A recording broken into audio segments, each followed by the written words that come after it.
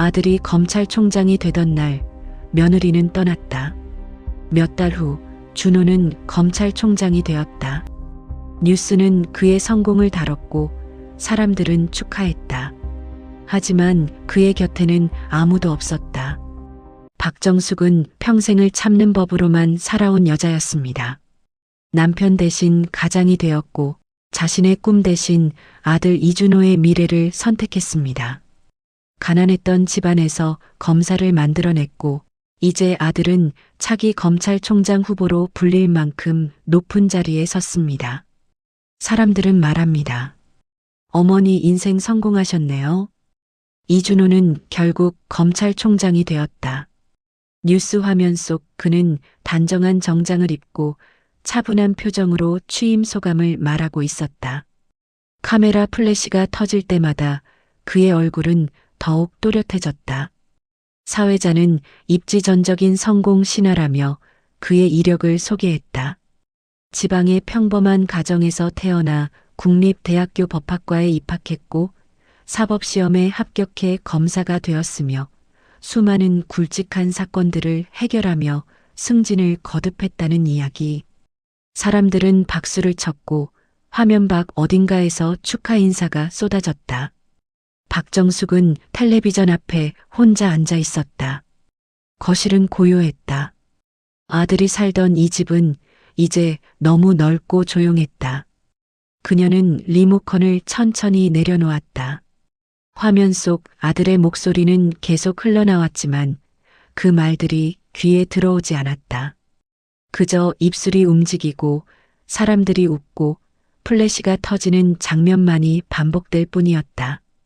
아들의 성공은 분명 현실이었다. 하지만 그 집은 비어 있었다. 며느리 서미연은 떠났다. 몇 달 전의 일이었다. 미연은 떠나기 전날 밤 박정숙에게 말했다. 어머님, 저는 더 이상 이 집에 있을 수 없어요. 박정숙은 그때 대답하지 못했다. 무슨 말을 해야 할지 몰랐다. 며느리의 눈빛은 텅 비어 있었다. 슬픔도 분노도 아닌 그저 깊은 체념만이 남아 있었다. 미연은 짐을 꾸렸고 다음 날 아침 집을 나갔다. 이준호는 그날도 일찍 출근했다. 아내가 떠나는 것을 보지 않았다. 아니, 보지 않으려 했는지도 몰랐다. 그 후로 이준호는 혼자가 되었다. 축하 전화는 끊임없이 울렸지만 함께 웃을 사람은 없었다. 저녁이면 그는 혼자 식사를 했다. 가끔 박정숙이 반찬을 가져다 주면 그는 고맙다는 말도 없이 받아들였다. 그의 얼굴은 날로 굳어갔다. 박정숙은 텔레비전을 끄고 창밖을 바라보았다. 봄이 오고 있었다. 아파트 단지 안작은 공원에는 개나리가 피기 시작했다. 아이들이 뛰어놀고 젊은 부부들이 손을 잡고 산책했다. 평범하고 소란스러운 일상이 그곳에 있었다. 그제야 박정숙은 처음으로 생각했다. 나는 무엇을 지켜온 걸까? 그녀는 평생 참고 살아왔다.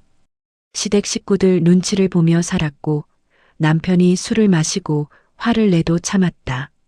남편은 일찍 세상을 떠났지만 그녀는 계속 참았다. 아들을 위해서라면 무엇이든 할 수 있다고 믿었다. 아들이 좋은 대학에 가고 좋은 직업을 갖고 좋은 자리에 오르는 것이 곧 자신의 인생이라 생각했다. 그래서 그녀는 며느리에게도 참으라고 말했다. 부부가 다 그런 거야. 남자들은 원래 일에 바빠. 내가 조금만 더 이해해주면 돼. 미연이 힘들어할 때마다 박정숙은 그렇게 말했다. 아들의 성공을 위해서는 며느리도 희생해야 한다고 믿었다. 아니, 믿으려 했다. 그것이 옳은 일이라고, 당연한 일이라고 스스로를 설득했다. 하지만 지금 혼자 남겨진 이 순간 그녀는 알 수 없었다. 자신이 지켜온 것이 무엇인지. 아들은 성공했지만 그 옆에는 아무도 없었다. 집은 넓었지만 웃음소리는 들리지 않았다. 그녀는 무엇을 위해 평생을 참고 살았던 걸까? 휴대폰이 울렸다. 친구 김은자였다. 정수가 뉴스 봤어? 내 아들 정말 대단하더라. 검찰총장이라니 정말 자랑스럽겠다. 박정숙은 억지로 웃음을 지었다. 그래, 고마워. 우리 아들은 그냥 평범한 회사 다니는데 내 아들은 정말 출세했네. 부럽다, 정말. 다들 그렇게 말하는데. 뭐? 그렇게 말하는데? 왜 기분 안 좋아?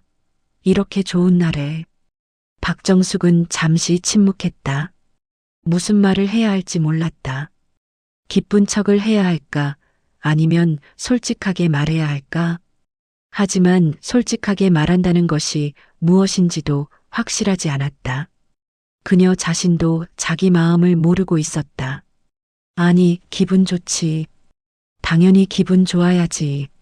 그래, 그럼 다행이다. 나중에 식사라도 같이 하자. 축하해줘야지. 전화를 끊고 나서 박정숙은 한참을 가만히 앉아 있었다. 사람들은 모두 축하했다. 아들이 검찰총장이 되었다고, 대단한 일이라고, 평생 자랑스러울 일이라고 말했다. 그리고 그녀도 그렇게 대답했다. 고맙다고, 자랑스럽다고, 기쁘다고. 하지만 가슴 한구석은 텅 비어 있었다. 저녁이 되었다. 박정숙은 냉장고를 열었다. 반찬이 가득했다. 며느리가 없어진 후로 그녀는 더 자주 반찬을 만들었다. 아들에게 가져다 줄 요량으로. 하지만 아들은 대부분 손도 대지 않았다.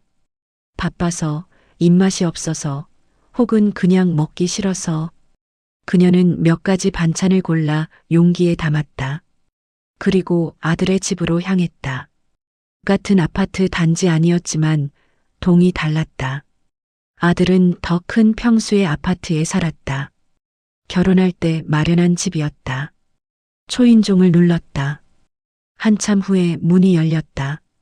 이준호는 정장 상의를 벗고 셔츠 차림이었다. 피곤한 얼굴이었다. 어머니, 반찬 좀 가져왔다. 냉장고에 넣어둬. 네. 그는 용기를 받아들고 돌아섰다. 박정숙은 현관에 서서 안을 바라보았다. 거실은 어두웠다. 불도 켜지 않은 채로.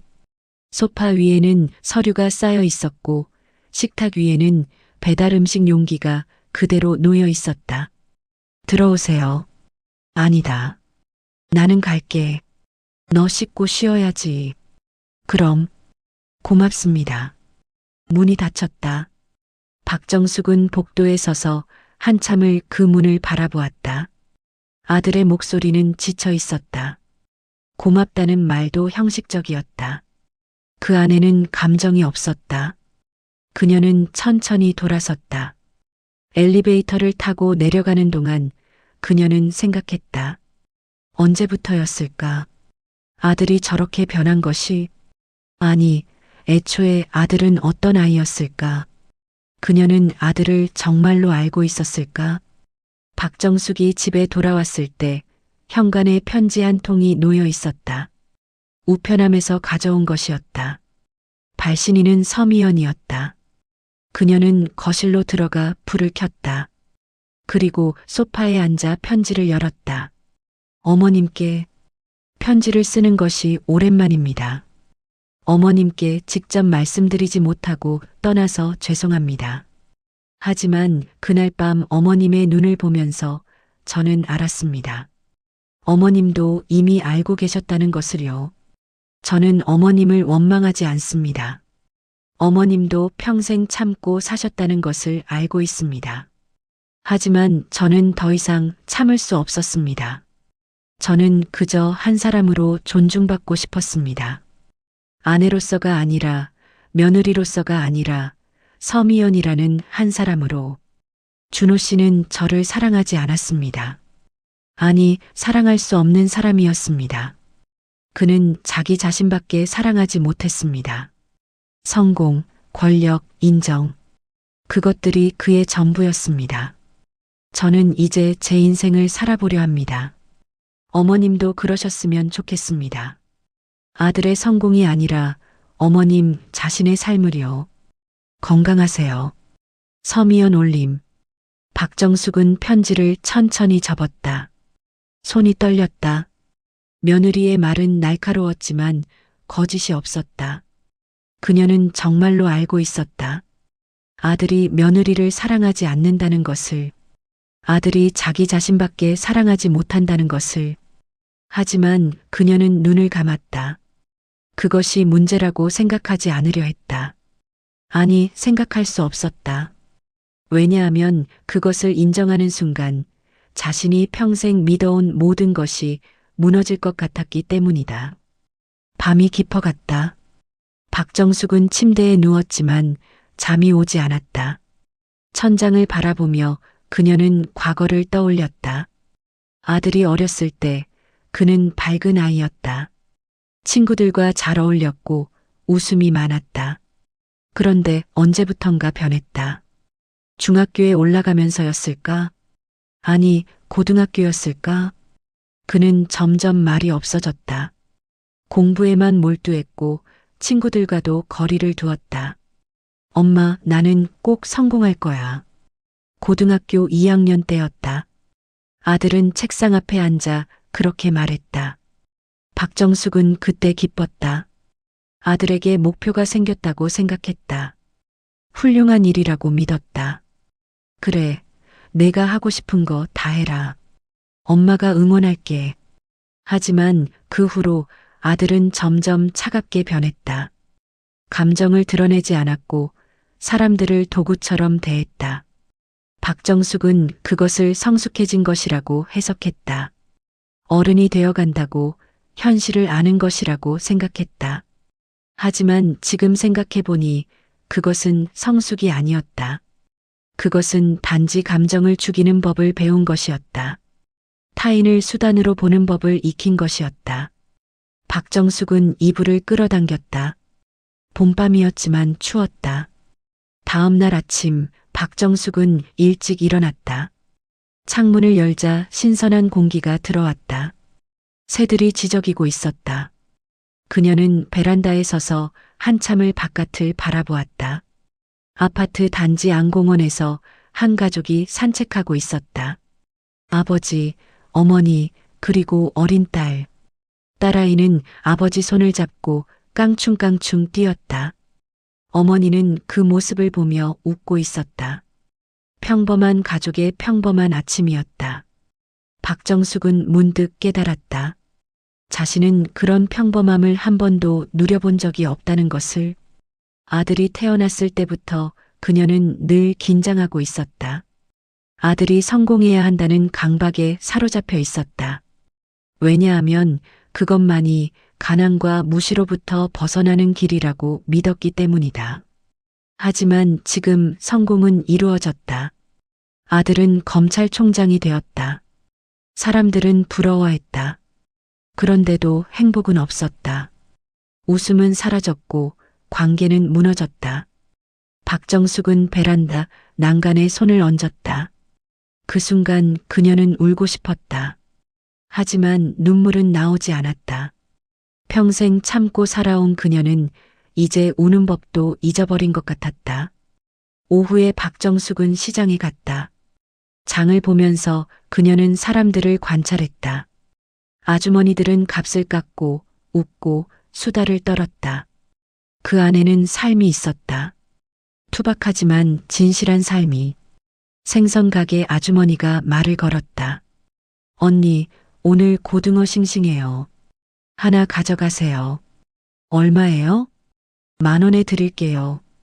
박정숙은 고등어를 샀다. 아들이 어렸을 때 좋아하던 생선이었다. 그녀는 고등어를 들고 걸으면서 생각했다. 아들은 이제 고등어를 좋아할까? 아니, 고등어를 좋아했던 그 아이는 아직 남아있을까? 집에 돌아와 그녀는 고등어를 손질했다. 소금을 뿌리고 구웠다.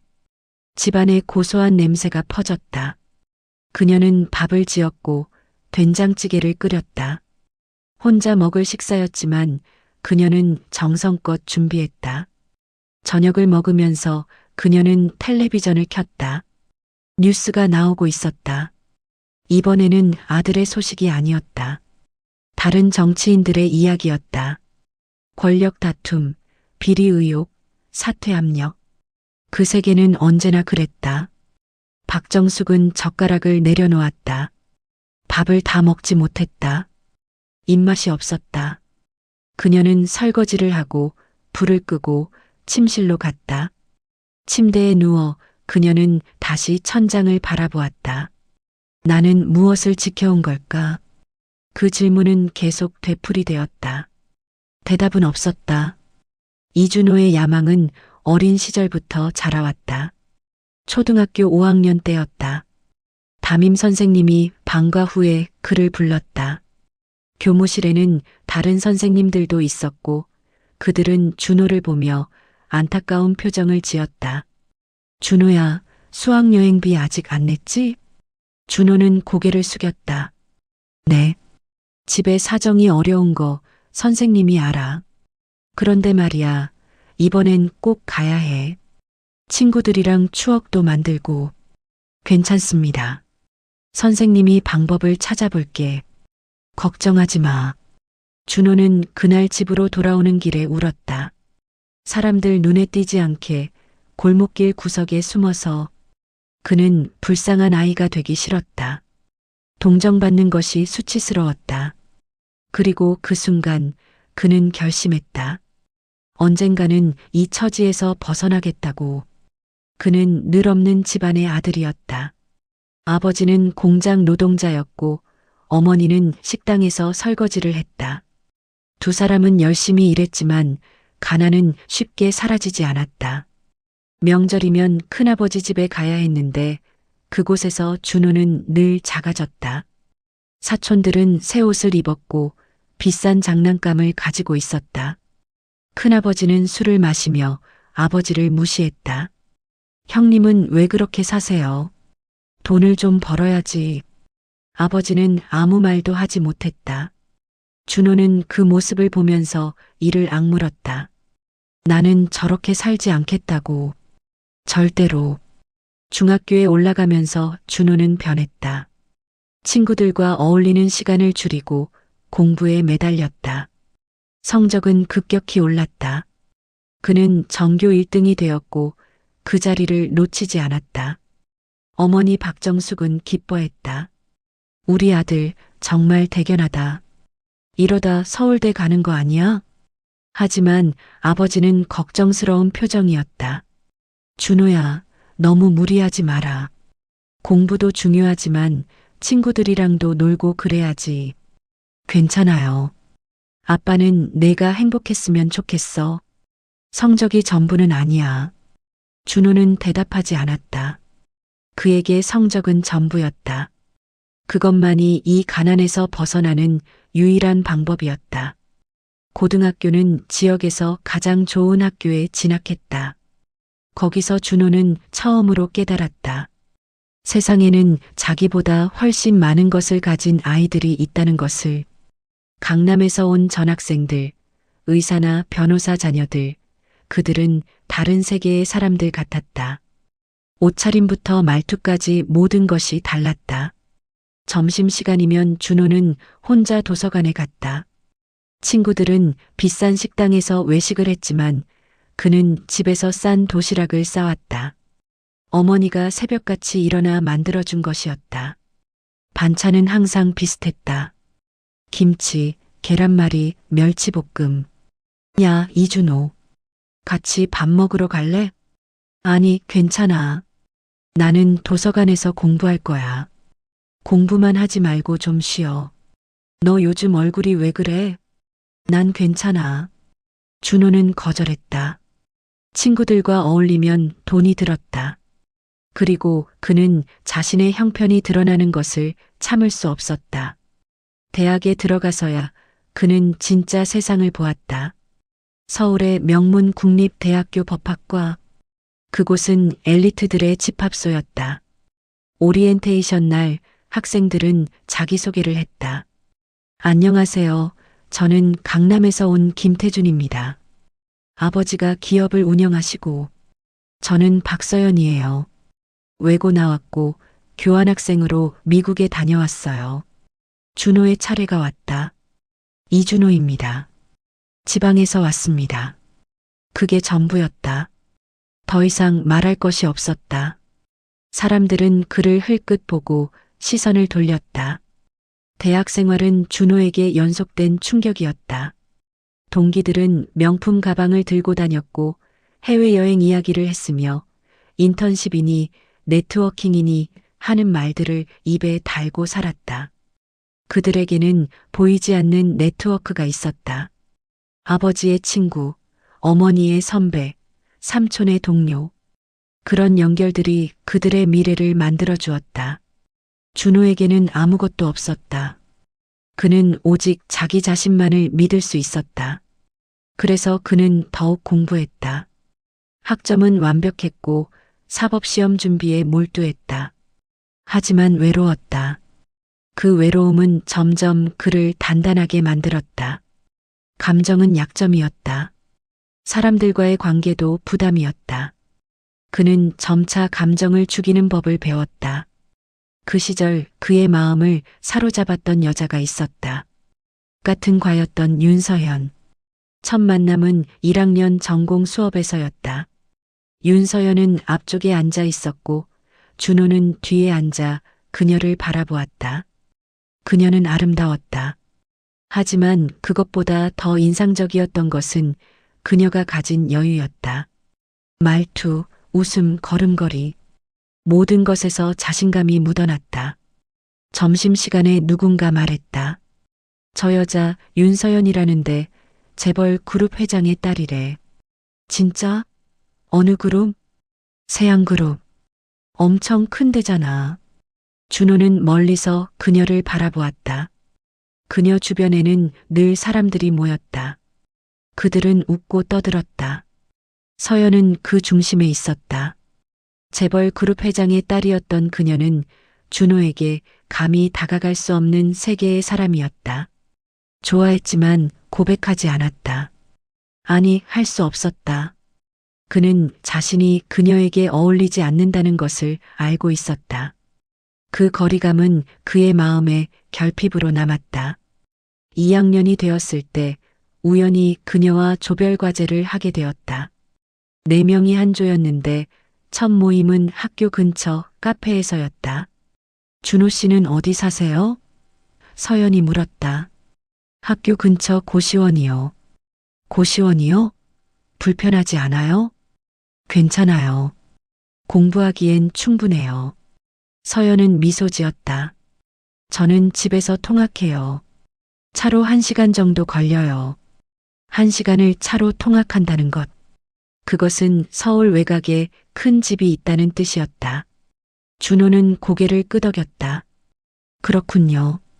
조별과제를 하는 동안 준호는 서연을 관찰했다. 그녀는 똑똑했다. 하지만 공부에 목을 매지는 않았다. 그녀에게는 다른 길들이 있었다. 설령 성적이 나빠도 미래는 보장되어 있었다. 준호 씨는 졸업 후에 뭐 하실 거예요? 조원 중 한 명이 물었다. 사법시험 준비할 겁니다. 오, 판검사 되시려고요? 멋있다. 서연이 말했다. 저는 아직 잘 모르겠어요. 유학 갈까도 생각 중이고. 유학? 그것은 준호에게는 상상도 할 수 없는 선택지였다. 서연의 세계와 그의 세계는 완전히 달랐다. 조별과제가 끝난 후 조원들은 회식을 하자고 했다. 서연이 제안했다. 제가 앓는 곳이 있어요.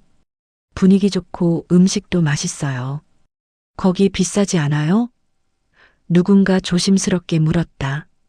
아니에요. 제가 쏠게요. 다들 고생했잖아요.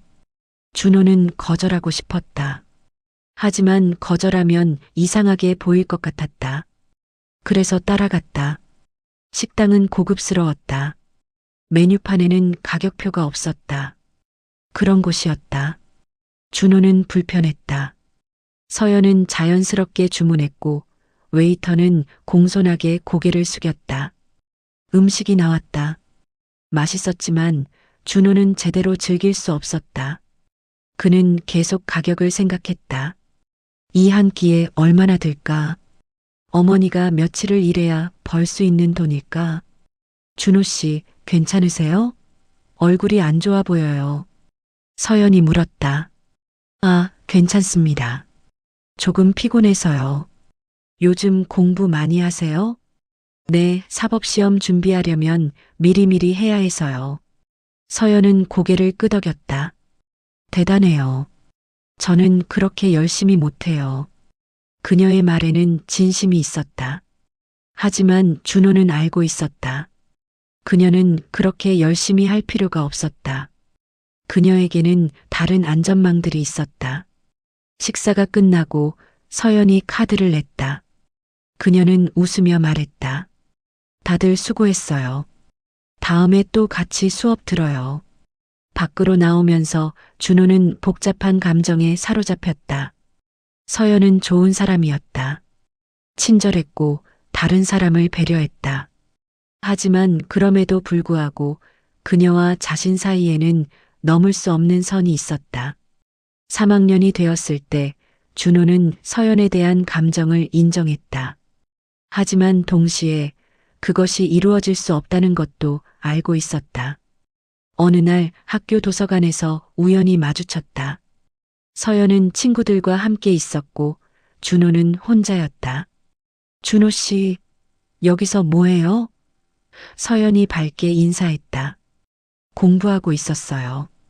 역시 저희는 스터디 모임인데 같이 할래요? 준호는 잠시 망설였다. 그리고 거절했다. 괜찮아요. 저는 혼자 하는 게 편해서요. 그래요? 그럼 나중에 봐요. 서연은 웃으며 자리로 돌아갔다. 준호는 책을 펼쳤지만 글자가 눈에 들어오지 않았다. 그는 멀리서 서연을 바라보았다. 그녀는 친구들과 웃고 있었다. 그 웃음소리가 준호에게는 멀게 느껴졌다. 그날 밤 준호는 고시원 작은 방에 누워 천장을 바라보았다. 그는 생각했다. 나는 왜 이렇게 사는 걸까? 왜 나는 늘 외곽에 서 있을까? 그리고 그 순간 그는 결심했다. 권력의 중심으로 올라가겠다고. 흔들리지 않기 위해서. 4학년 때 준호는 사법시험에 합격했다. 한 번에 붙었다.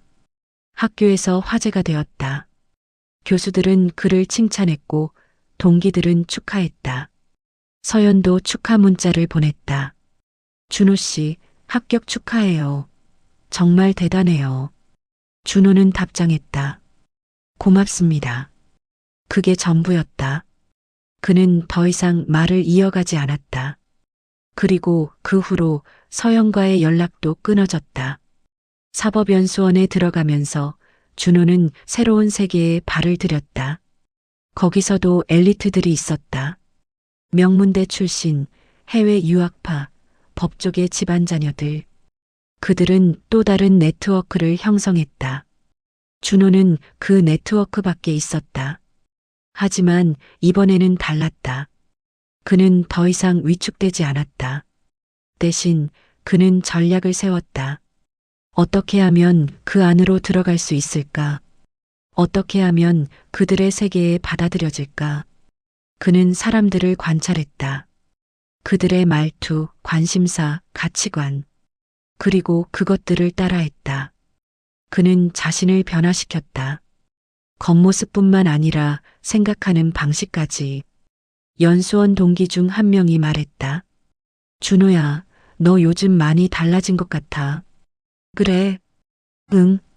처음엔 좀 경직되어 있었는데 이제는 훨씬 자연스러워. 준호는 웃었다. 그런가. 하지만 그것은 자연스러움이 아니었다. 그것은 철저히 계산된 변화였다. 준호는 자기 자신을 지워가고 있었다. 진짜 자신이 누구인지도 잊어가고 있었다.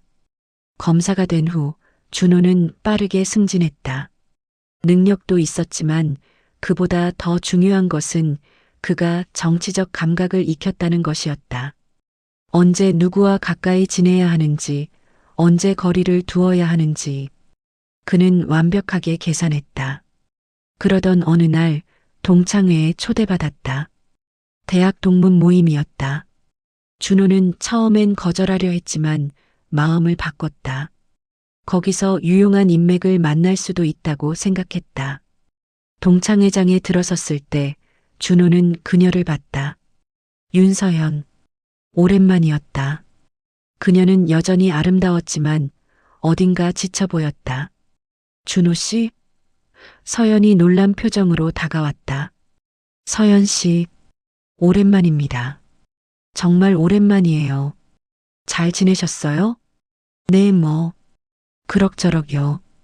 두 사람은 잠시 이야기를 나눴다. 서연은 결혼했다가 이혼했다고 했다.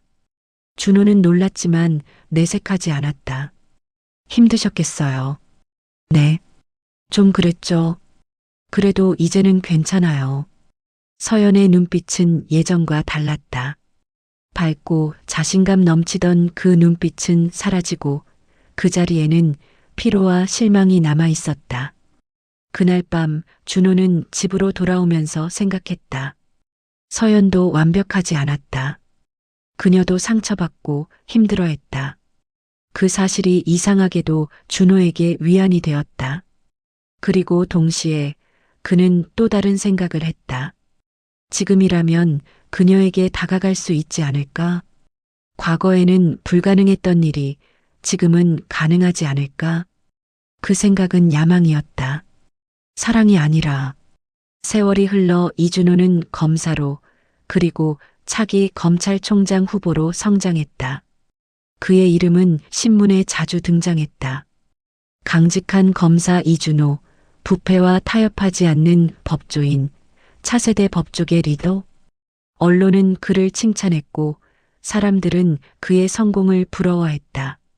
박정숙의 전화기는 하루 종일 울렸다. 정수가 뉴스 봤어? 내 아들 또 나오더라. 언니, 우리 준호가 큰 사건 맡았다며? 정말 대단하다. 이 어머니, 아들 하나로 인생 다 사셨네요. 박정숙은 그때마다 겸손하게 웃었다. 모료 아직 멀었어요. 하지만 속으로는 자랑스러웠다. 아들이 이만큼 컸다는 것이, 세상이 아들을 인정한다는 것이 기뻤다. 평생 참고 살아온 보람이 있다고 생각했다. 박정숙은 평생 참고 살아온 사람이었다. 자신의 감정보다 가족을 먼저 생각했고 아들의 성공이 곧 자신의 인생이라 믿었다.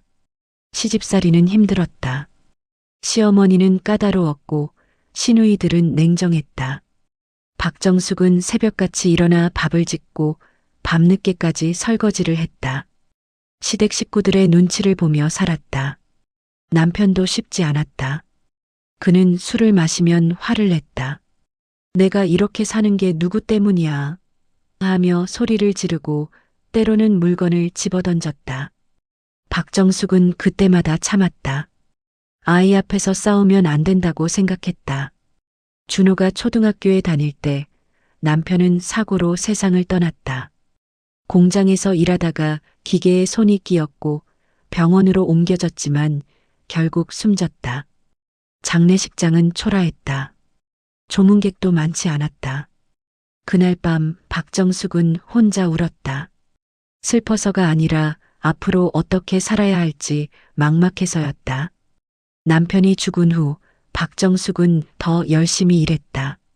식당에서 설거지를 하고 청소 일을 하고 무엇이든 했다. 손이 거칠어지고 허리가 아팠지만 참았다. 아들을 키워야 했다.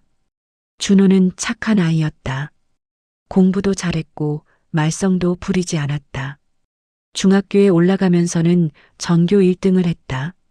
선생님들은 칭찬했고 박정숙은 눈물이 날 만큼 기뻤다. 우리 준호 정말 대단해. 엄마가 이렇게 자랑스러울 수가 없다. 하지만 준호는 표정이 없었다. 별로 대단한 것도 아닌데요. 무슨 소리야. 전교 1등이 얼마나 대단한 건데. 준호는 대답하지 않았다.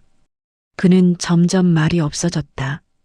친구들과도 어울리지 않았고 방에만 틀어박혀 공부했다. 박정숙은 가끔 걱정이 되었다.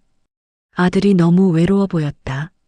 하지만 곧 그 걱정을 떨쳐냈다. 아들은 목표가 있는 것이다. 성공하려면 희생이 필요한 법이다. 그렇게 스스로를 설득했다. 고등학교, 대학교, 사법시험. 준호는 단 한 번도 어머니를 실망시키지 않았다. 그는 계획한 대로 모든 것을 이뤘다. 박정숙은 자랑스러웠다. 동시에 어딘가 허전했다. 아들이 점점 멀어지는 것 같았다. 준호가 30이 되던 해 박정숙은 그에게 결혼을 권했다. 준호야, 이제 장가 좀 가야지. 좋은 사람 만나봐. 아직이에요. 일이 바빠서. 일은 언제나 바쁘지. 그래도 가정은 꾸려야지. 준호는 짜증스러운 표정을 지었다. 알았어요. 알아서 할게요. 그로부터 1년 후 준호는 서미연을 데려왔다. 처음 만난 날 박정숙은 미연이 마음에 들었다. 조용하고 단정했으며 말투도 공손했다. 무엇보다 화가라는 직업이 좋았다. 예술가라니 우아하게 느껴졌다. 어머님 뵙게 되어 반갑습니다. 어머, 그래요. 우리 준호 잘 부탁해요. 결혼식은 조촐하게 치렀다. 미연의 부모님은 일찍 돌아가셨고 친척도 많지 않았다. 준호 쪽도 마찬가지였다. 하객은 대부분 준호의 직장 동료들이었다. 신혼집은 아파트였다. 그리 크지는 않았지만 깨끗하고 밝았다. 박정숙은 며느리를 도와 이삿짐을 정리했다. 미연은 고마워하며 말했다. 어머님 정말 감사합니다. 모려 이제 가족인데 힘든 일 있으면 언제든지 말해요. 박정숙은 진심이었다. 며느리가 행복했으면 좋겠다고 생각했다. 하지만 결혼 생활은 순탄하지 않았다. 며느리 서미연은 화가였다. 캔버스 앞에서는 자유로웠지만 집안에서는 늘 조심스러웠다. 말하기 전에는 남편의 표정을 살폈고 행동하기 전에는 한 번 더 생각했다. 이준호는 바빴다. 아침 일찍 출근해서 밤늦게 돌아왔다. 주말에도 일이 있다며 사무실에 나갔다. 미연은 혼자 있는 시간이 많았다.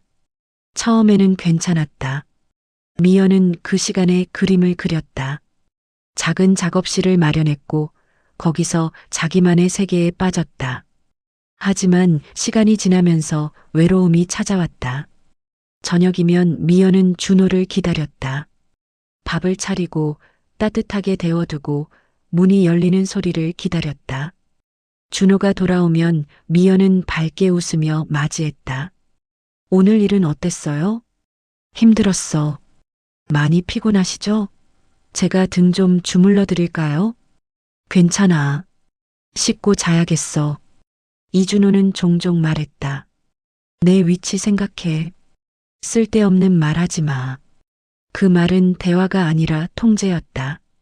어느 날 저녁 미연은 전시회 초대장을 준호에게 보였다. 다음 주 토요일에 제 친구가 전시회를 열어요. 같이 가면 좋겠어요. 준호는 초대장을 흘끗 보고는 되돌려줬다. 토요일에 약속 있어. 무슨 약속이에요? 일 관련 모임이야. 토요일에도요? 평일에도 매일 늦게 오시는데. 그게 내일이야. 이해 안 돼? 미연은 입을 다물었다. 준호의 목소리에는 짜증이 섞여 있었다. 더 이상 말하면 싸움이 될 것 같았다. 알았어요. 제가 혼자 갈게요. 그래. 준호는 서재로 들어갔다. 문이 닫혔다. 미연은 거실에 혼자 남았다. 텔레비전을 켰지만 화면이 눈에 들어오지 않았다. 그녀는 초대장을 내려다보았다. 친구의 이름이 적혀 있었다. 오랜만에 만나는 친구였다. 토요일이 왔다. 미연은 혼자 전시회에 갔다. 친구는 반갑게 맞아줬다. 미연아, 오랜만이다. 어떻게 지냈어? 응, 잘 지냈어. 남편은? 안 왔어? 응. 일이 있대. 친구는 미안한 표정을 지었다. 그렇구나. 뭐, 바쁘긴 하겠지. 전시회를 보는 동안 미연은 눈물이 날 것 같았다. 친구의 그림들은 생생했다. 감정이 살아있었다. 기쁨, 슬픔, 분노, 사랑. 모든 것이 캔버스에 녹아 있었다. 미연은 자신의 그림을 떠올렸다. 요즘 그녀는 그림을 그리지 못하고 있었다.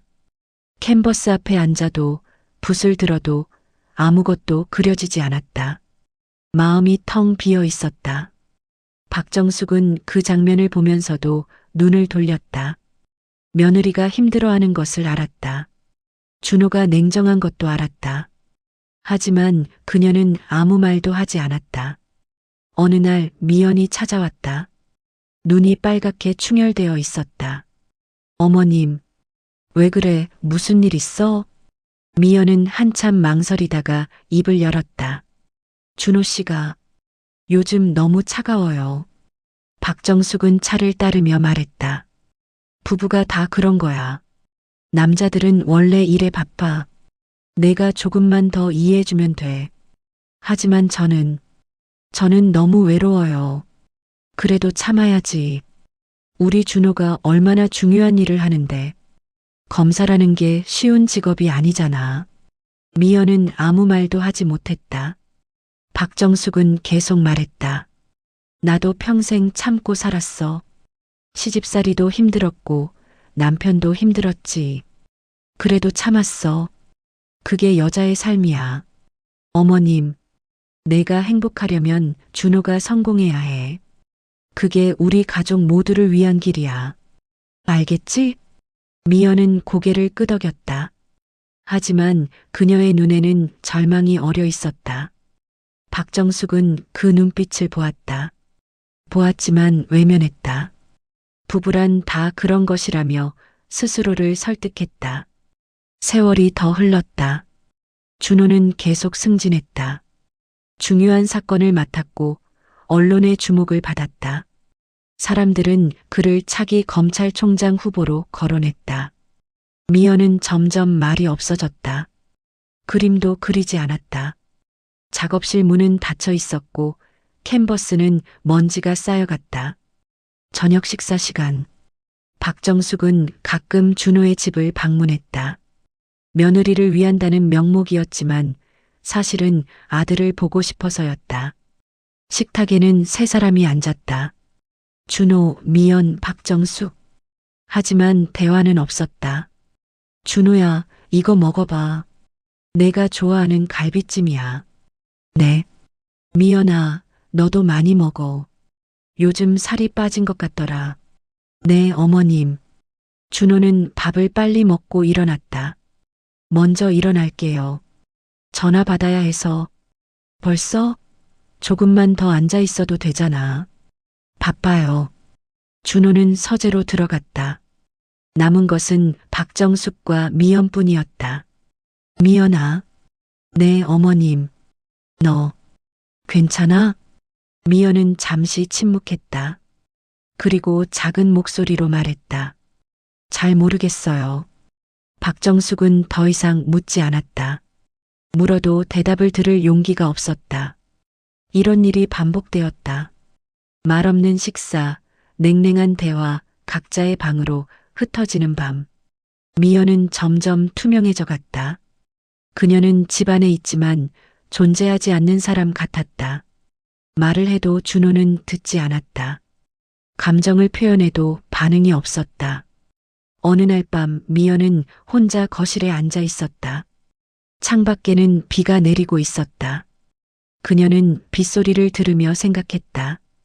나는 왜 여기 있는 걸까? 이게 내가 원했던 삶일까? 준호는 서재에 있었다. 그는 서류를 보고 있었다.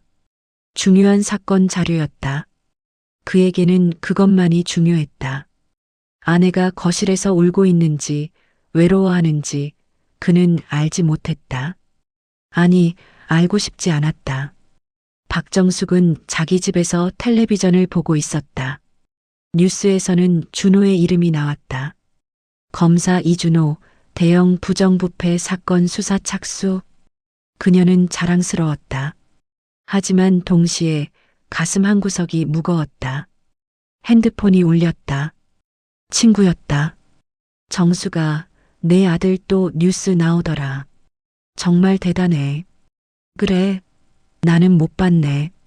아들 덕에 정말 좋겠다. 부럽다. 전화를 끊고 박정숙은 한숨을 쉬었다. 좋은 일인데 왜 이렇게 무거울까? 계절이 바뀌었다. 봄이 오고 여름이 지나고 가을이 왔다. 미연은 점점 더 조용해졌다. 그녀는 더 이상 준호에게 기대하지 않았다. 기대하면 실망하니까. 실망하면 아프니까. 준호는 더 바빠졌다. 아니, 바쁜 척을 더 많이 했다. 집에 있는 것이 불편했다. 아내의 눈빛이 부담스러웠다. 그래서 그는 더 많이 밖에 있었다. 박정숙은 그 모든 것을 지켜보았다. 하지만 아무것도 하지 못했다. 무엇을 해야 할지 몰랐다. 그리고 어느 날 균열은 시작되었다. 작은 금이 점점 커지고 결국 모든 것이 무너질 그날이 다가오고 있었다. 식탁은 여전히 말이 없었다. 하지만 그 침묵 속에는 모든 것이 담겨 있었다. 외로움, 체념, 후회. 그리고 돌이킬 수 없는 시간들. 서미연에게 윤서연의 오빠는 과거의 연인이 아니었다. 대학 시절 미연은 미술대학에 다녔다. 그녀는 조용한 성격이었고 친구도 많지 않았다. 하지만 같은 과 선배였던 최은지와는 친하게 지냈다. 은지는 밝고 사교적인 사람이었다. 미연과는 정반대였지만 두 사람은 잘 맞았다. 은지는 미연을 자주 밖으로 끌어냈다. 미연아, 오늘 모임 있어. 같이 가자. 언니, 나는 괜찮아. 집에서 그림 그릴래. 안 돼. 넌 맨날 혼자 있어. 사람들도 좀 만나야지. 그렇게 해서 미연은 은지를 따라 여러 모임에 나갔다. 대부분은 미술 관련 사람들이었지만 가끔은 다른 분야 사람들도 있었다. 그날도 그런 날이었다. 은지가 말했다. 오늘은 내 친구 서연이가 주최하는 모임이야. 법대 다니는 애인데 되게 좋은 애야. 응. 모임 장소는 강남의 한 카페였다. 규모가 큰 곳이었고 사람들이 많이 모여 있었다. 미연은 조금 긴장했다. 윤서연은 미연이 상상했던 것보다 더 화려했다. 아름다운 외모에 당당한 태도. 그녀 주변에는 늘 사람들이 모였다.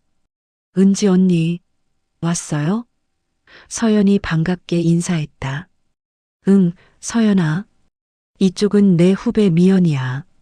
안녕하세요. 서미연이라고 해요. 반가워요, 미연 씨. 저는 윤서연이에요. 편하게 불러요. 모임은 자연스럽게 진행되었다. 사람들은 술을 마시고 이야기를 나눴다. 미연은 구석에 앉아 조용히 분위기를 지켜봤다. 그때 한 남자가 카페에 들어왔다. 서연이 일어나 그를 맞이했다. 오빠, 늦었네. 미안, 회의가 길어졌어. 남자는 30 중반으로 보였다. 정장을 입고 있었고 차분한 인상이었다. 서연의 오빠였다. 다들 우리 오빠예요. 윤재혁? 사람들이 인사했다. 재혁은 공손하게 답례했다. 그는 서연 옆에 앉았고 잠시 주변을 둘러보았다. 그의 시선이 미연에게 멈췄다. 미연도 그를 바라보았다. 눈이 마주쳤다. 재혁은 가볍게 고개를 끄덕였고 미연도 답했다. 그게 전부였다. 그날 모임에서 두 사람은 대화를 나누지 않았다. 재혁은 주로 서연과 이야기했고 미연은 은지와 함께 있었다. 오래 기억에 남을 이유도 없었다. 모임이 끝나고 미연은 집으로 돌아왔다. 은지가 물었다. 오늘 어땠어? 재미있었어? 응, 괜찮았어. 서연이 오빠 봤지? 멋있지 않아? 응, 그런 것 같아. 재혁 오빠는 되게 능력 있는 사람이래. 큰 회사 다니고 성격도 좋고 미연은 그저 듣기만 했다. 그에 대해 특별히 관심이 가지 않았다. 그냥 스쳐 지나간 인연일 뿐이었다. 세월이 흘렀다. 미연은 대학을 졸업하고 화가로 활동하기 시작했다. 작은 전시회에 참여하고 개인 작업을 이어갔다. 돈은 많이 벌지 못했지만 행복했다.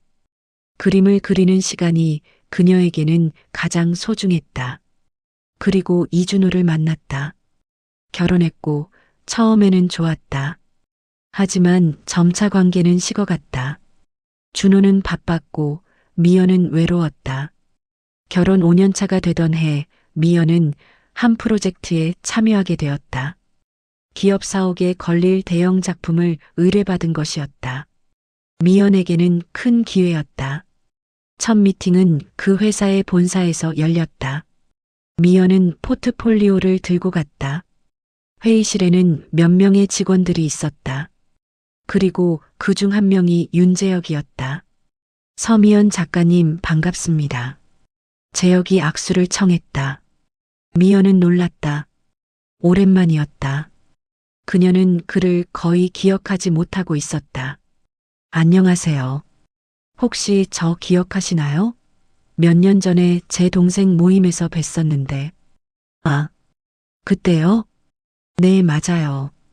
오랜만이네요. 재혁은 여전히 차분했고 공손했다. 그는 그 회사의 임원이었다. 미팅은 순조롭게 진행되었고 미연은 프로젝트를 따냈다. 프로젝트는 석 달 정도 걸릴 예정이었다. 미연은 주 23회 회사를 방문해 작업 진행 상황을 보고했다. 그때마다 재혁이 배석했다. 처음에는 업무적인 대화만 나눴다. 작품의 방향, 색감, 크기 등. 하지만 시간이 지나면서 자연스럽게 다른 이야기도 나누게 되었다. 미연 씨는 언제부터 그림을 그리셨어요? 어렸을 때부터요. 초등학교 때부터 그림 그리는 게 좋았어요. 그럼 줄곧 화가가 꿈이었나요? 네, 다른 건 생각해 본 적이 없어요. 재혁은 고개를 끄덕였다. 부럽네요. 저는 제가 정말 하고 싶은 게 뭔지 아직도 잘 모르겠거든요. 그래요? 이렇게 좋은 직장에 다니시는데 직장이 좋다고 해서 제가 하고 싶은 일인 건 아니잖아요. 미연은 재혁의 눈을 보았다. 그 안에는 피로가 어려 있었다. 며칠 후 작업이 끝나고 미연이 짐을 정리하고 있을 때 재혁이 다가왔다. 고생하셨어요. 커피 한 잔 하시겠어요? 아, 괜찮아요. 제가 사고 싶어서요. 미연 씨 덕분에 이번 프로젝트가 잘 됐거든요. 미연은 잠시 망설이다가 고개를 끄덕였다. 그럼, 감사합니다. 그들은 회사 근처 조용한 카페에 갔다. 창가 자리에 앉았다. 밖에는 비가 내리고 있었다. 결혼하셨죠? 재혁이 물었다. 네. 어떻게 아세요? 반지를 보고요. 미연은 무의식적으로 손가락에 반지를 만졌다. 네, 결혼한 지 5년 됐어요. 행복하세요? 그 질문에 미연은 대답하지 못했다. 행복한가? 그녀는 스스로에게 물어본 적이 없었다. 아니, 물어보기 무서웠다. 재혁이 작게 웃었다. 대답하기 어려운 질문이었나 보네요. 죄송해요. 아니에요. 그냥 뭐라고 대답해야 할지 모르겠어서요. 그럴 때가 있죠. 저도 그래요. 재혁 씨는 결혼 안 하셨어요? 아직 미혼이에요. 한때 약혼까지 했었는데 깨졌어요. 아, 괜찮아요. 오히려 잘된 일이었어요. 서로 안 맞았거든요. 두 사람은 한동안 침묵했다. 하지만 어색하지 않았다. 빗소리가 카페 안을 채웠다. 미연 씨. 네. 제가 한 가지 조언해도 될까요? 무슨 조언이요? 재혁은 커피잔을 내려놓고 미연을 바라보았다. 너무 참고만 살지 말아요. 그 말은 미연의 마음에 깊이 남았다. 너무 참고만 살지 말라고. 그녀는 평생 참고 살아왔다. 부모님을 일찍 여의고 혼자 살아남기 위해 참았다. 준호와 결혼하고 그의 무관심을 참았다. 시어머니의 압박을 참았다. 참는 것이 미덕이라고 배웠다. 참는 것이 현명한 처신이라고 생각했다. 하지만 재혁의 말은 그 모든 것에 물음표를 던졌다. 집으로 돌아오는 길, 미연은 계속 생각했다. 나는 왜 참고 있을까? 무엇을 위해서? 그날 밤 준호는 또 늦게 들어왔다. 미연은 거실 소파에 앉아 그를 기다리고 있었다. 아직 안 잤어? 준호가 물었다. 당신 기다렸어요. 왜? 그냥 같이 이야기라도 좀 하고 싶어서. 준호는 짜증스러운 표정을 지었다. 나 피곤해. 내일 이야기하면 안 돼? 내일도 모레도 당신은 계속 피곤하잖아요. 그게 무슨 말이야? 우리 언제부터 이렇게 된 걸까요? 준호는 대답하지 않았다. 그는 침실로 들어가 문을 닫았다. 미연은 혼자 남았다. 그녀는 재혁의 말을 떠올렸다. 너무 참고만 살지 말라고. 하지만 참지 않으면 뭐가 남을까? 싸움? 이혼? 그녀는 두려웠다. 프로젝트가 끝난 후에도 미연과 재혁은 가끔 연락을 주고받았다. 업무적인 문의로 시작해서 점차 사적인 대화로 이어졌다. 재혁은 먼저 문자를 보냈다. 요즘 어떻게 지내세요? 바쁘게 지내고 있어요. 새 작품 준비 중이에요. 좋네요. 다음 전시회는 언제예요? 아직 확정은 안 됐는데 아마 가을쯤일 것 같아요. 그때 꼭 보러 갈게요. 미연은 그 문자를 보며 미소 지었다. 오랜만에 느끼는 따뜻함이었다. 누군가 자신에게 관심을 가져준다는 것, 자신의 일을 궁금해한다는 것, 그것만으로도 위안이 되었다. 몇 주 후 재혁이 전화를 했다. 미연 씨, 혹시 시간 되시면 점심이라도 같이 할까요? 미연은 망설였다. 이게 맞는 걸까? 남편이 있는 몸으로 다른 남자와 식사를 하는 것이. 하지만 그녀는 대답했다. 좋아요. 그들은 조용한 식당에서 만났다. 점심시간이었지만 사람이 많지 않았다. 요즘 어떠세요? 재혁이 물었다. 그냥 비슷하게 지내요. 집에서는 괜찮으세요? 미연은 잠시 침묵했다. 그리고 솔직하게 말했다. 아니요. 괜찮지 않아요. 재혁은 고개를 끄덕였다. 더 이상 묻지 않았다. 그는 그냥 들어주었다. 저도 비슷해요. 재혁이 말했다. 가족들은 제가 성공했다고 생각해요. 좋은 회사, 높은 연봉, 안정적인 삶. 하지만 저는 행복하지 않아요. 왜요? 제가 정말 원하는 삶이 아니거든요. 이건 그냥 가족들이 원하는 삶이에요. 미연은 재혁을 이해했다. 그들은 비슷한 처지였다. 다른 사람들의 기대에 맞춰 살아가는 사람들. 그 후로 두 사람은 자주 만났다. 월 12회 정도. 점심 식사를 하거나 카페에서 차를 마셨다. 이야기를 나누는 것만으로도 위안이 되었다. 재혁은 미연에게 질문을 던졌다. 미연 씨는 정말로 원하는 게 뭐예요? 그림 그리는 거요. 그게 전부예요. 그럼 그거 하면 되잖아요. 하고 있잖아요. 아니요. 진짜로 하는 거요. 다른 모든 걸 제쳐두고 오직 그것만을 위해 사는 거요. 미연은 대답하지 못했다. 그럴 용기가 없었다. 재혁 씨는요? 재혁 씨가 정말 원하는 건 뭐예요? 재혁은 웃었다. 저도 잘 모르겠어요. 아직 찾지 못했어요. 그럼 찾아야죠. 그러려고요. 이제는. 그날 헤어지면서 재혁이 말했다. 미연 씨, 인생은 한 번뿐이에요. 다른 사람들의 기대에 맞춰 살다가 끝나면 그게 정말 내 인생이었을까요? 미연은 그 말을 곱씹었다. 재혁의 말은 유혹이 아니었다. 질문이었다. 진짜 내 인생을 살고 있는가 하는. 하지만 미연은 선을 지켰다. 재혁도 마찬가지였다. 두 사람 사이에는 따뜻한 우정이 있었지만 그 이상은 아니었다. 재혁은 미연이 결혼했다는 것을 알고 있었고 그 선을 넘으려 하지 않았다. 어느 날 미연이 말했다. 재혁 씨, 우리 이제 만나지 말아요. 재혁은 놀란 표정을 지었다. 왜요? 제 마음이 흔들리고 있어요. 재혁 씨를 만나면 편하고 행복해요. 하지만 그게 위험한 것 같아요. 미연 씨, 저는 아직 결혼한 사람이에요. 남편이 있어요.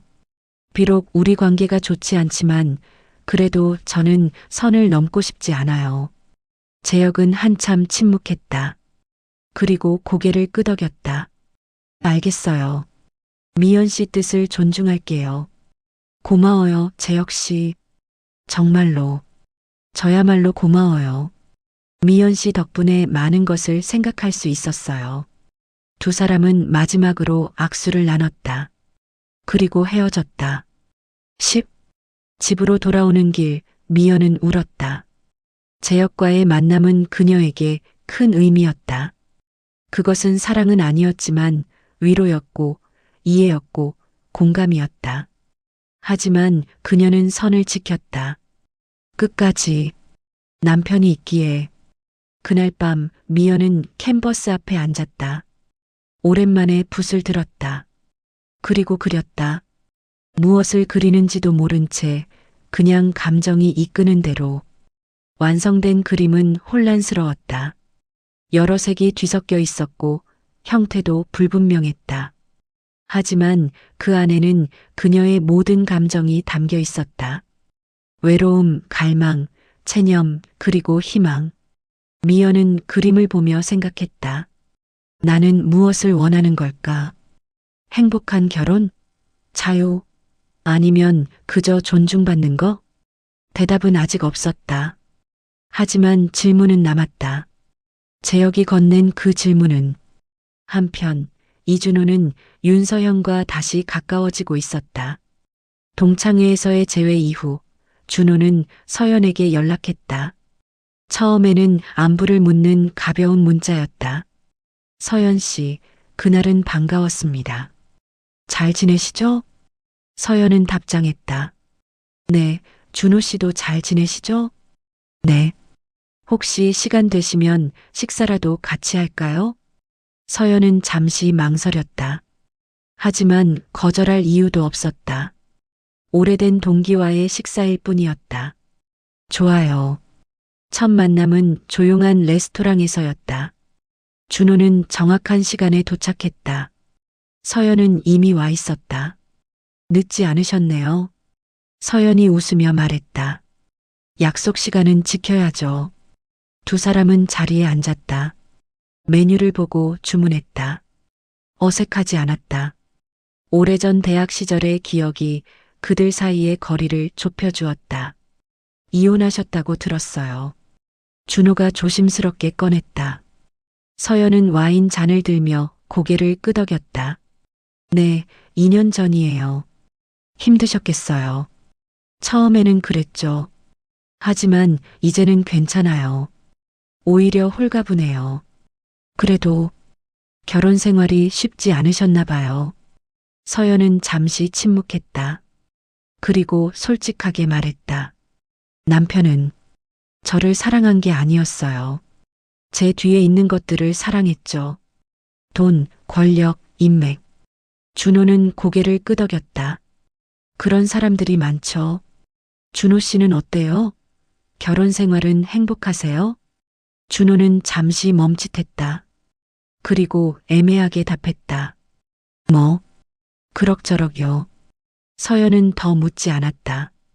그 후로 두 사람은 자주 만났다. 월에 한두 번씩. 처음에는 식사였고 점차 다른 모임으로 이어졌다. 전시회, 공연, 산책. 윤서연은 이혼 후 공허함 속에 있었다. 재벌가의 딸로 태어나 모든 것을 가진 것처럼 보였지만 실제로는 외로웠다. 사람들은 그녀에게 다가왔지만 진심으로 그녀를 대하는 사람은 드물었다. 모두가 무언가를 원했다. 준호는 달랐다. 아니, 달라 보였다. 그는 그녀에게 아부하지 않았고 그녀의 배경에 주눅 들지도 않았다. 대학 시절처럼 그는 자신만의 길을 걷는 사람처럼 보였다. 서연은 점차 준호에게 마음을 열었다. 준호 씨는 변하지 않았네요. 그래요? 네. 여전히 진지하고 목표가 확실해 보여요. 준호는 미소 지었다. 서연 씨도 그래요. 여전히 밝고 당당하세요. 서연은 고개를 저었다. 겉모습만 그래요. 속은 많이 지쳐 있어요. 왜요? 삶이 생각보다 쉽지 않더라고요. 돈이 있어도 배경이 있어도 결국 외로운 건 마찬가지예요. 준호는 그녀의 손을 잡았다. 이제 외롭지 않을 거예요. 서연은 그 손을 보며 위안을 느꼈다. 오랜만에 느끼는 따뜻함이었다. 하지만 준호의 마음속에는 감정보다 계산이 앞섰다. 그는 서연과의 관계를 전략적으로 바라보고 있었다. 서연은 세양그룹 회장의 딸이었다. 비록 이혼했지만 그녀의 인맥과 영향력은 여전했다. 그녀를 통해 준호는 더 높은 곳으로 올라갈 수 있었다. 어느 날 준호는 서연에게 부탁했다. 서연 씨, 혹시 다음 주 모임에 저도 초대해 주실 수 있나요? 무슨 모임? 재계 인사들 모임이라고 들었어요. 제가 가도 괜찮을까요? 서연은 잠시 망설였다. 그 모임은 폐쇄적이었고 초대받기 어려운 자리였다. 하지만 그녀는 고개를 끄덕였다. 알겠어요. 제가 말씀드려 볼게요. 고마워요. 그 모임에서 준호는 많은 사람들을 만났다. 대기업 임원들, 정치인들, 언론인들. 그들과 명함을 주고받고 인사를 나눴다. 서연은 그의 곁에 있었고 그를 소개해 주었다. 이분은 검사 이준호 씨예요. 정말 능력 있는 분이에요. 사람들은 관심을 보였다. 준호는 차분하고 지적으로 대화를 이어갔다.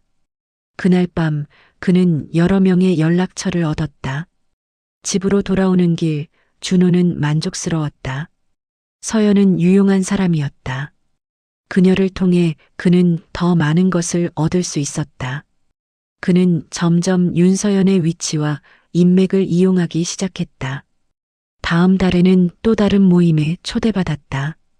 그리고 그 다음 달에도 준호는 서연의 이름을 내세워 여러 자리에 참석했다. 사람들은 그를 윤서연과 가까운 검사로 인식하기 시작했다. 서연은 처음에는 기뻐했다. 준호가 자신을 필요로 한다는 것이 좋았다. 그녀는 오랜만에 누군가에게 도움이 되는 기분을 느꼈다. 하지만 점차 이상한 느낌이 들었다. 준호는 그녀를 만날 때마다 무언가를 부탁했다. 누군가를 소개해달라, 어디에 동행해달라, 이런 사람을 연결해달라. 준호 씨, 요즘 너무 바쁘신 거 아니에요? 일이 많아서요. 죄송해요. 아니에요. 그런데 우리 그냥 둘이서만 만날 수는 없을까요? 다른 사람들 없이. 준호는 잠시 망설였다. 그러고 싶은데 이번 주는 일정이 빡빡해서요. 다음 주에 시간 낼게요. 하지만 다음 주에도 준호는 바빴다. 그리고 그 다음 주에도. 서연은 점차 깨닫기 시작했다. 준호가 자신을 어떻게 보고 있는지. 결정적인 순간은 그의 가을에 찾아왔다. 준호는 중요한 사건을 맡고 있었다. 대기업의 비리 의혹 사건이었다. 그 기업은 세양그룹의 계열사였다. 준호는 서연에게 전화했다. 서연 씨, 혹시 시간 되세요? 급하게 만나야 할 것 같아요. 무슨 일이에요? 전화로는 어려워요. 만나서 이야기할게요. 두 사람은 한적한 카페에서 만났다. 준호는 진지한 표정이었다. 서연 씨, 제가 지금 맡고 있는 사건이 있어요. 네. 그게 세양그룹 계열사 관련이에요. 서연의 표정이 굳었다. 그래서요? 제가 수사를 진행하려면 내부 정보가 필요해요. 혹시 서연 씨가 도와주실 수 있나요? 도와달라는 게 무슨 의미예요? 내부 자료 같은 거요. 회계장부나 거래 내역 같은. 서연은 믿을 수 없다는 표정으로 준호를 바라보았다. 지금 저한테 회사 기밀을 달라는 거예요? 아니, 그게 아니라. 그게 맞잖아요. 제가 우리 회사를 배신하라는 거잖아요. 서연 씨, 오해예요. 저는 그냥 오해가 아니에요. 서연의 목소리가 떨렸다. 저는 이혼했어도 여전히 윤 씨 집안 사람이에요. 제가 어떻게 회사를 배신할 수 있어요? 준호는 아무 말도 하지 못했다. 서연은 자리에서 일어났다. 하지만 준호가 그녀의 손목을 잡았다. 서연 씨, 잠깐만요. 제 말 좀 들어봐요. 손 놔요. 제가 잘못 말했어요. 그런 뜻이 아니었어요. 서연은 준호의 손을 뿌리쳤다. 정말 그런 뜻이 아니었어요? 아니면 들켰으니까 변명하는 거예요? 서연 씨, 준호 씨, 솔직하게 물어볼게요. 저한테 접근한 이유가 뭐예요? 준호는 대답하지 못했다. 대답 못하시는 거 보니까 답은 나온 것 같네요. 서연의 눈에 눈물이 고였다. 저는 바보였어요. 준호 씨가 진심으로 저를 대해준다고 믿었어요. 아니에요. 저는 그만해요. 더 이상 듣고 싶지 않아요. 서연은 카페를 나갔다. 준호는 그 자리에 남았다. 그는 잠시 멍하니 앉아 있다가 한숨을 쉬었다. 실수였다. 너무 성급했다. 그는 서연을 완전히 자기 편으로 만들기 전에 너무 많은 것을 요구했다. 그것이 성공을 위한 전략이라 믿었다. 하지만 지금 돌이켜보니 잘못된 판단이었다. 며칠 후 서연은 준호에게 마지막 문자를 보냈다. 준호 씨, 제가 생각할 시간을 가졌어요. 그리고 깨달았어요. 저는 준호 씨에게 사람이 아니었구나 하는 것을요. 준호는 문자를 읽고 답장을 쓰려 했다. 하지만 무슨 말을 해야 할지 몰랐다. 서연의 문자는 계속 이어졌다. 대학 시절부터 준호 씨는 늘 목표가 확실한 사람이었어요. 저는 그게 멋있다고 생각했어요. 하지만 이제 알았어요. 준호 씨는 목표를 위해서라면 다른 모든 것을 희생시킬 수 있는 사람이라는 걸요. 저도 준호 씨 아내도 어머니도 우리 모두는 준호 씨의 성공을 위한 도구였을 뿐이에요. 너에게 나는 결국 도구였구나. 그 마지막 문장이 준호의 가슴을 찔렀다. 하지만 그는 부인할 수 없었다. 그것이 사실이었으니까. 준호는 답장을 보냈다. 죄송합니다. 변명하지 않겠습니다. 서연은 더 이상 답하지 않았다. 그것이 두 사람의 마지막 대화였다. 그 실망 끝에 두 사람은 결별했다. 준호는 서연을 잃었다. 그녀의 인맥도 영향력도 더 이상 그의 것이 아니었다. 하지만 그는 크게 신경 쓰지 않았다. 다른 방법을 찾으면 되었다. 그에게는 늘 다른 길이 있었다. 하지만 서연이 보낸 마지막 문자의 한 구절이 계속 머릿속을 맴돌았다. 준호 씨 아내도 어머니도 우리 모두는 준호 씨의 성공을 위한 도구였을 뿐이에요. 그는 생각했다. 정말 그런 걸까? 자신은 모든 사람을 도구로 본 걸까? 아니다. 그렇게 생각하고 싶지 않았다. 그는 단지 성공하고 싶었을 뿐이다. 가난에서 벗어나고 무시당하지 않고 당당하게 살고 싶었을 뿐이다. 하지만 그 과정에서 무엇을 잃었는지는 생각하지 않았다. 같은 시기 모든 사실을 알게 된 서미연과 이준호의 관계도 끝을 맞았다. 미연은 우연히 준호의 휴대폰을 보게 되었다. 서연과 주고받은 문자들, 모임 사진들. 그녀는 모든 것을 알았다. 그날 밤 미연은 준호를 기다렸다. 준호가 집에 들어왔을 때 미연은 거실에 앉아 있었다. 당신 윤서연이라는 사람 만나고 있었지? 준호는 잠시 굳었다. 그건 거짓말하지 마. 다 봤어. 미연아, 오해야. 오해가 아니야. 당신은 그 여자를 만나면서 나한테는 일이 바빠다고 거짓말했어. 준호는 아무 말도 하지 못했다. 당신은 그 여자를 사랑해? 미연이 물었다. 아니. 그럼 왜 만난 거야? 준호는 한참 침묵했다. 그리고 솔직하게 말했다. 도움이 필요했어. 그녀의 인맥이. 미연은 믿을 수 없다는 표정으로 준호를 바라보았다. 정말 그게 이유야? 사랑도 아니고 인맥 때문에? 너는 이해 못할 거야. 내가 얼마나 이해 못해. 정말 이해 못해. 미연의 목소리가 떨렸다. 당신은 나한테도 그랬겠지? 나도 당신한테 필요한 무언가였을 거야. 그건 아니야. 거짓말하지 마. 미연은 소리쳤다. 그녀의 눈에서 눈물이 흘렀다. 나는 당신을 사랑했어. 진심으로. 당신이 바빠도 참았고, 당신이 차가워도 이해하려 했어. 하지만 당신은 나를 사랑한 적이 없었지. 준호는 대답하지 못했다. 당신은 누구도 사랑할 수 없는 사람이야. 오직 당신 자신만 사랑할 뿐이지.